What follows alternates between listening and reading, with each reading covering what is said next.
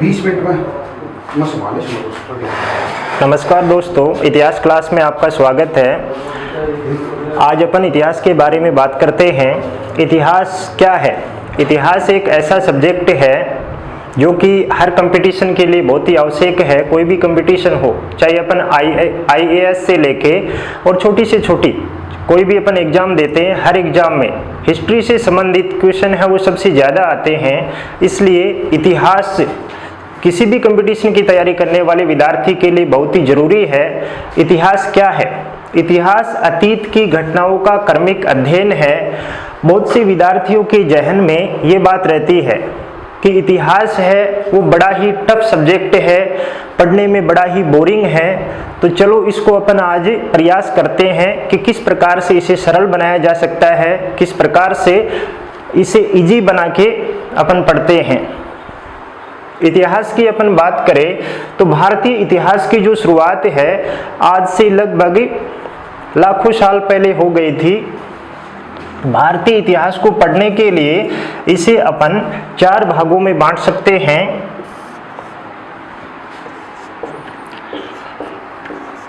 जिससे कि इजी तरीके से अपन समझ सकते हैं इतिहास को। प्राचीन काल, मध्यकाल,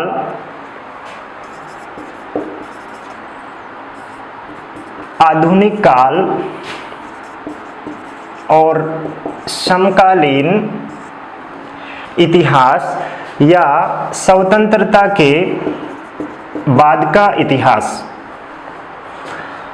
अपन कोई भी कंपटीशन की तैयारी करते हैं तो सबसे ज़रूरी बात यह है कि सबसे पहले अपने को जानकारी होनी चाहिए कि इतिहास का जो सिलेबस क्या है और कौन कौन से टॉपिक से कौन कौन से प्रश्न आते हैं, किस प्रकार के प्रश्न आते हैं, किस टॉपिक से अधिक प्रश्न आते हैं, कौन से टॉपिक पे अपने को अधिक ध्यान देना है, किस टॉपिक का कौन सा जो पार्ट है वो अपने को ज़्यादा पढ़ना है।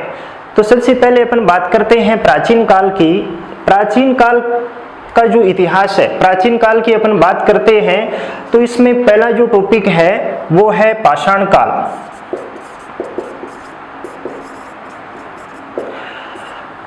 स्टोन एज जिसे अपन बोलते हैं।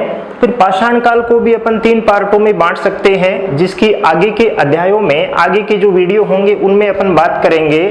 दूसरा जो टॉपिक है सिंधु घाटी सभ्यता। प्राचीन काल के इतिहास में ये जो टॉपिक है ये सबसे महत्वपूर्ण है। हर एग्जाम में इस टॉपिक से काफी प्रश्न आते हैं। ये पढ़ने में थोड़ा सा बोरिंग लगता है, लेकिन अगर अपन इसे अच्छी तरीके से, सरल तरीके से पढ़े, समझ के अपन पढ़े। पहले ये मान्यता थी, सभी की ये धारणा थी कि इतिहास एक ऐसा विषय है जिसे रटना है, अधिक से अधिक अपन रट सकते हैं, समझाने वाली इसमें कोई बात नहीं है, समझ नहीं सकते हैं अपन, इसलिए बच्चे इतिहास से बचने की कोशिश करते थे। लेकिन अगर अपन इसे सरल तरीके से पढ़ें तो ये सबसे अच्छा सब्जेक्ट है, सबसे रुचिकर सब्जेक्ट है, बिल्कुल भी बोरिंग सब्जेक्ट ये नहीं है। सिंधु घाटी सभ्यता के बाद अपन बात करते हैं तीसरा जो टॉपिक है। तीसरा अपना जो टॉपिक है वो वैदिक सभ्यता है। वैदिक सभ्यता है। वैदिक सभ्यता का विकास किन लोगों ने किया, वैदिक सभ्यता को विकसित करने वाले लोग कहाँ से आए, वैदिक सभ्यता की जो अलग अलग विशेषताएं हैं उनकी बात है अपन आगे के टॉपिकों में करेंगे। इसके बाद प्राचीन काल का जो इतिहास है, इसमें अगला अपना जो टॉपिक है वो भी बड़ा ही महत्वपूर्ण है, महाजनपद काल। महाजनपद काल से हर कंपटीशन में कोई ना कोई प्रश्न आवश्यक रूप से आता है। हर कंपटीशन में इस टॉपिक से प्रश्न बनते हैं। और भारतीय जो इतिहास है उसकी अपन बात करते हैं व्यवस्थित तरीके से, क्रमिक रूप से, या ऐतिहासिक काल की शुरुआत है वो यहीं से मानी जाती है। यहाँ से जो इतिहास शुरू होता है भारत का वो एक क्रमिक इतिहास है। उसके बारे में विभिन्न जो समकालीन जानकारियां मिलती हैं वो भिन्न भिन्न स्रोतों से मिलती हैं।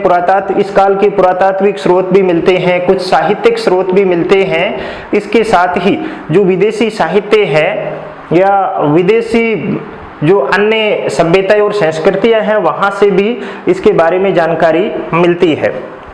इसके बाद अगला जो टॉपिक है महाजनपद काल की अपन बात कर रहे हैं कि पहले भारत है, भारतवर्ष वो छोटे छोटे टुकड़ों में बंटा हुआ था, फिर कुछ बड़े राज्य हैं, बड़े राज्यों का विकास होता है। इनके बाद या अपन कह सकते हैं कि इसी के समकालीन भारत में एक और बदलाव होता है और यहाँ पे एक धार्मिक आंदोलन, जिसे अपन कह सकते हैं धार्मिक आंदोलन होता है। उसमें जैन धर्म और बौद्ध धर्म, ये दोनों टॉपिक भी ऐसे हैं, पढ़ने में भी इजी हैं, बड़े ही रुचिकर हैं। हर कंपटीशन में इन दोनों धर्मों से संबंधित प्रश्न पूछे जाते हैं। तो अगला अपना जो टॉपिक है, आगे का जो अपना वीडियो होगा वो धार्मिक आंदोलन से संबंधित होगा, जिसमें जैन धर्म और दूसरा बौद्ध धर्म, ये अपने मुख्य टॉपिक होंगे या मुख्य बिंदु होंगे। इसके अलावा यहाँ पे हिंदू धर्म से संबंधित भी कुछ उप संप्रदाय देखने को मिलते हैं, जैसे वैष्णव संप्रदाय है, शैव संप्रदाय है, इनके बारे में भी अपन चर्चा करेंगे, उनसे संबंधित प्रश्न भी पूछे जाते हैं। इसके बाद प्राचीन काल का जो इतिहास है इसकी अपन बात करते हैं। तो अगला जो टॉपिक होगा अपना वो प्राचीन भारत के इतिहास का एक बड़ा ही महत्वपूर्ण टॉपिक है और हर कंपटीशन के लिए बड़ा ही महत्वपूर्ण टॉपिक है, जिसे अपन मौर्य काल के नाम से जानते हैं। मौर्य काल की अगर अपन बात करते हैं तो मौर्य काल में अपने को मुख्य रूप से चंद्रगुप्त मौर्य और अशोक से संबंधित जानकारी अपने को अच्छी होनी चाहिए। इनका जो प्रशासन है, उस समय का जो रहन सहन है, उस समय की जो अर्थव्यवस्था है, उस समय का जो व्यापार है, इन सब के बारे में अपन आगे के वीडियो में चर्चा करेंगे। इसके बाद अगला जो प्राचीन काल के इतिहास में टॉपिक अपना होगा वो होगा मौर्योत्तर काल। लेकिन वो जो टॉपिक है वो हर कंपटीशन के लिए आवश्यक नहीं है। अलग अलग जो टॉपिक, अलग अलग जो एग्जाम होती हैं उनमें से कुछ टॉपिक हैं, कुछ में नहीं है। मौर्यों के बाद अपन बात करते हैं शुंग राजवंश है, कण्व राजवंश है, कुषाण राजवंश है। तो ये हर कंपटीशन में नहीं पूछे जाते हैं। दक्षिणी भारत में सातवाहन जो राजवंश है, लेकिन फिर भी इनके बारे में भी अपन आगे के टॉपिकों में चर्चा करेंगे।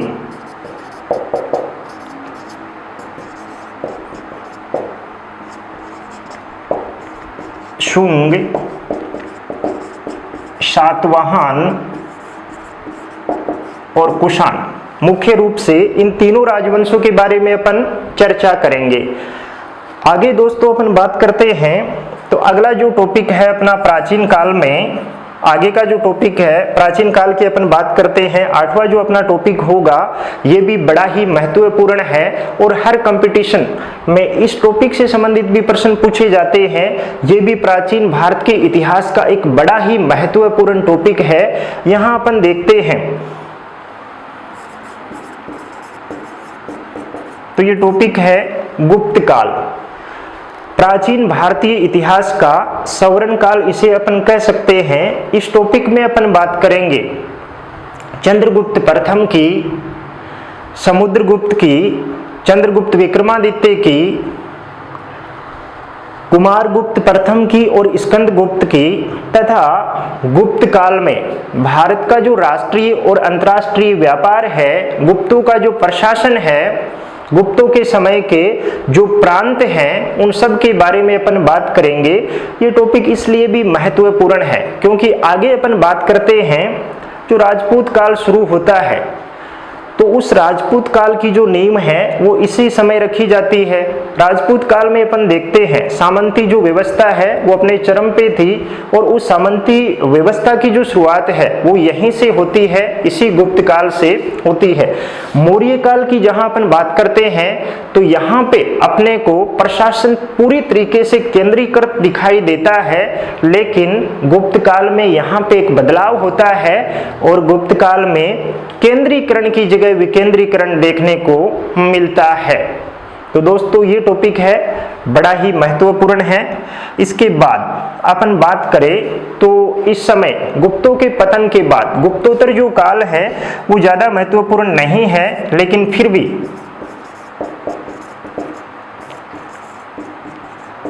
यहाँ पे उत्तर भारत में एक ऐसा राजवंश है कि वो भी अपने को पढ़ना जरूरी है, जिसे मुख्य रूप से उस राजवंश की अपन बात करते हैं तो एक शासक है, एक शासक के बारे में अपने को पढ़ना है।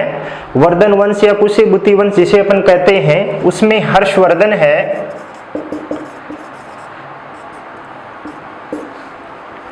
और हर्षवर्धन के समय जो चीनी यात्री आया था उसका जो विवरण था हवेनसांग का, उससे संबंधित चर्चा अपन यहाँ पे करेंगे। इसके बाद आखिरी जो अपना टॉपिक होगा प्राचीन भारत के इतिहास में वो होगा पूर्व मध्य काल। पूर्व मध्य काल की अपन बात करें तो यहाँ पे संक्रमण काल भी अपन इसे कह सकते हैं, क्योंकि भारत में जो राजनीतिक एकता मौर्यों और गुप्तों ने स्थापित की थी, या थोड़ा सा अपन देखते हैं गुप्तोत्तर काल में तो हर्षवर्धन के समय भी संपूर्ण उत्तरी जो भारत है वह राजनीतिक दृष्टि से एक था, लेकिन जैसे ही हर्षवर्धन की मृत्यु होती है तो संपूर्ण उत्तर और दक्षिणी जो भारत है वो छोटे छोटे टुकड़ों में विभाजित हो जाता है। तीन शक्तियां इस समय भारत में उभरती हैं, पाल, प्रतिहार और राष्ट्रकूट। इन तीनों के मध्य एक लंबा संघर्ष चलता है और उस संघर्ष का परिणाम ये होता है कि भारत छोटे छोटे टुकड़ों में विभाजित हो जाता है, छोटे छोटे स्वतंत्र राज्य यहाँ पे स्थापित हो जाते हैं, और उसका फायदा भारत का पश्चिमोत्तर जो क्षेत्र है वहां से तुर्क जो आक्रमणकारी हैं वो उठाते हैं। भारत पे सबसे पहले मुस्लिम जो आक्रमण है उनकी अपन बात करते हैं तो इसी समय शुरू होते हैं। यहाँ पे सबसे पहले अरब है वो आक्रमण करते हैं, और उत्तर पश्चिमी जो भारत है वहाँ के कुछ जो क्षेत्र हैं उनको वो जीतते हैं। इस समय अपन देखते हैं भारत की अपन बात करते हैं, रफ मानचित्र बना के अपन देखते हैं तो इधर से अरबों का आक्रमण होता है, उसके बाद तुर्कों के आक्रमण भारत पे होते हैं, अफगानों के हैं, मंगोलों के हैं, ये सारे आक्रमण भारत पे होते हैं। और भारत में एक परिवर्तन होता है, यहाँ पे एक तो इस्लाम का उदय हो जाता है, इस्लामिक सत्ता की उत्तर भारत में स्थापना हो जाती है। ये जो क्षेत्र है यहाँ पे हिंदुओं की जगह, प्राचीन भारत की अपन बात करते हैं, प्राचीन काल की अपन बात करते हैं तो इसे अपन हिंदू काल की संज्ञा भी दे सकते हैं, हिंदू काल के नाम से भी इसको अपन जान सकते हैं।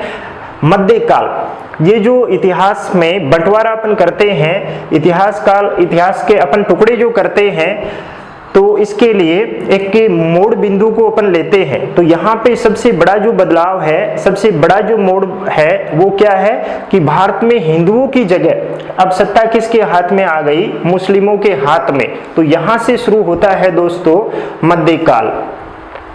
मध्यकाल की अपन बात करें, मध्यकाल की अपन बात करते हैं तो मध्यकालीन जो इतिहास है, मध्यकाल का जो इतिहास है इसमें ज़्यादा टॉपिक नहीं है, ज़्यादा बड़ा भी नहीं है। इसमें अपने को मुख्य रूप से 4 ही टॉपिक है, 4 ही टॉपिकों का ध्यान अपने को करना है। मध्यकाल के जो टॉपिक हैं इसमें सबसे पहला जो टॉपिक है सल्तनत काल। सल्तनत काल की अपन बात करते हैं, यहाँ पे 1194 से लेके और 1526 तक अपन पढ़ेंगे।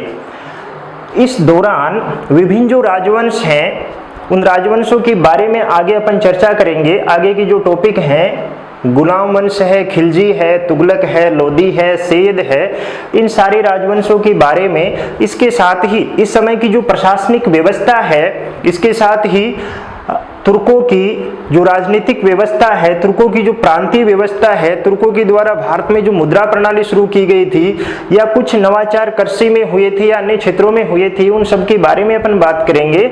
साथ ही जो परिवर्तन, जो प्राचीन नगरों का महत्व है वो अब खत्म होके दूसरे नगरों तक पहुंच जाता है या दूसरे नगरों का महत्व बन जाता है, उन सब की चर्चा करेंगे अपन आगे के टॉपिकों में।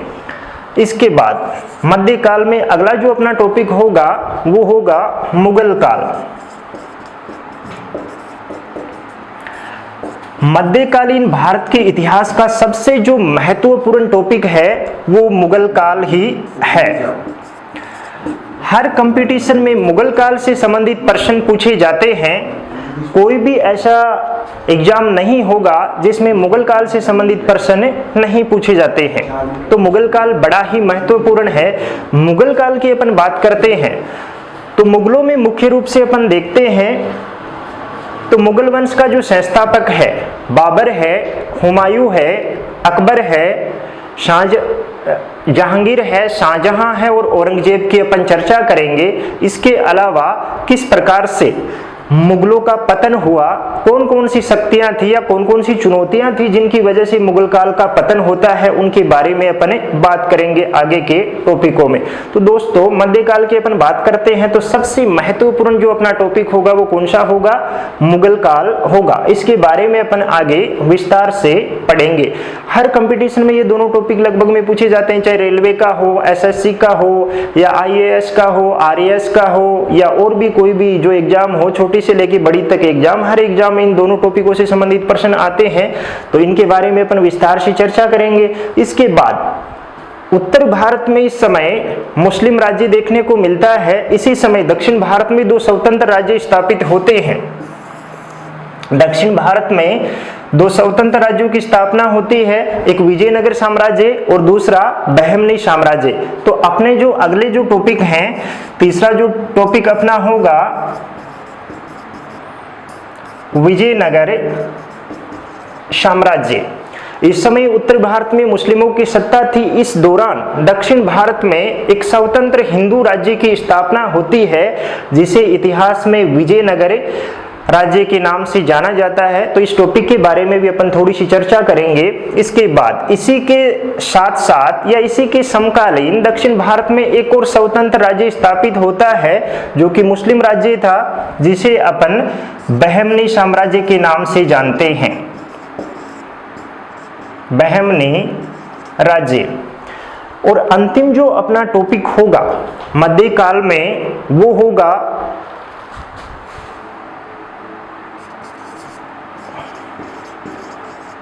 भक्ति आंदोलन और सूफी आंदोलन। भक्ति आंदोलन और सूफी आंदोलन ये दोनों टॉपिक भी बड़े ही महत्वपूर्ण हैं। इनसे संबंधित प्रश्न भी हर एग्जाम में पूछे जाते हैं। तो इनके बारे में भी अपन बात करेंगे कि किस प्रकार से भक्ति आंदोलन की शुरुआत होती है या भक्ति आंदोलन और सूफी आंदोलन ऐसी कौन सी परिस्थितियां थी जिनकी वजह से ये जो आंदोलन है वो भारत में शुरू होते हैं। इन आंदोलनों के क्या परिणाम थे, कौन कौन से लोगों का इनमें योगदान था, इनकी भी चर्चा अपन आगे करेंगे।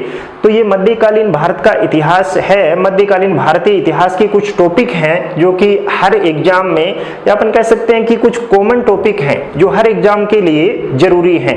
तो दोस्तों इनके बारे में अपन आगे की जो वीडियो हैं उनमें चर्चा करेंगे। अब अपन बात करते हैं सबसे महत्वपूर्ण आज की जो एग्जाम है उनमें सबसे महत्वपूर्ण जो पार्ट है इतिहास का उसकी।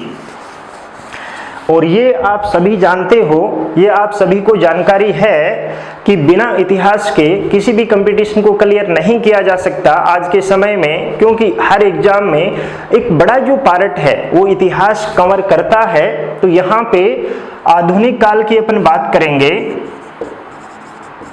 या आधुनिक इतिहास की अपन बात करेंगे। आधुनिक जो इतिहास है, आधुनिक इतिहास की शुरुआत पानीपत का तीसरा जो युद्ध है वहां से मानी जाती है। क्यों मानी जाती है? क्योंकि पहले यह अवधारणा थी या लोगों का या भारतीयों का ये मानना था कि भारत में मुगलों की जो सत्ता है, मुगलों की सत्ता जैसे ही कमजोर होती है तो सभी का ये मानना था कि मुगलों का स्थान है वो जल्द ही भारत में मराठे ले लेंगे। मुगलों की जो कमजोरी है उससे एक रिक्तता भारत में जो स्थापित हुई है उसको भरने का जो कार्य है वो मराठे कर देंगे। लेकिन पानीपत का तीसरा जो युद्ध होता है 14 जनवरी 1761 को, उसमें एक बदलाव ये होता है या ये जो लोगों की अवधारणा थी ये बदल जाती है, क्योंकि उभरती हुई मराठा शक्ति है उसको बड़ा ही आघात पहुंचता है किसके द्वारा, इस पानीपत के